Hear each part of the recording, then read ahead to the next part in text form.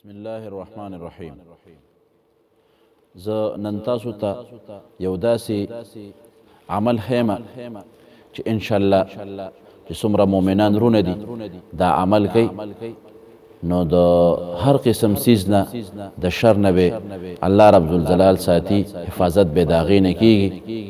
او بهترین او اسانه دعا ده د دوانو جهانو د سردار مبارک د خولې مبارکې فرمان دی چې څوک دا دعا وی هغه ته به یو څیز هم ضرر نه رسوي، او خصوصا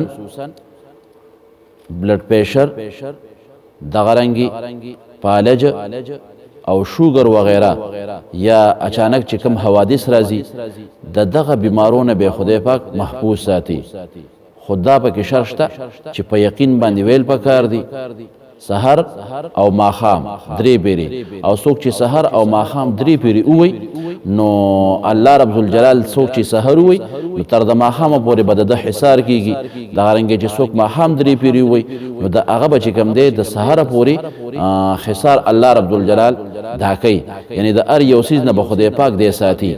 او دعا اسانه ده انشاءالله، تاسو هم یې زده کوئ، نورو ته هم وښایئ چې څوک یې واوري او هغه یې زده کړي او بل ته یې وښایي نو باقاعده به د هغې په هغه ثواب کې د دغه کس حصه کېږي.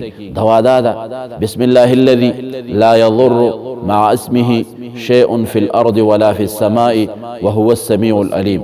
بسم الله الذي لا يضر مع اسمه شيء في الأرض ولا في السماء وهو السميع العليم. بسم الله الذي لا يضر مع اسمه شيء في الأرض ولا في السماء وهو السميع العليم. دا دعا انشاءالله وای الله رب الجلال به د بلډ پریشر، د شوګر، دغه رنګې د فالج، نور چې څومره حوادث دي د هغې نه به الله رب الجلال انسان محفوظ ساتي.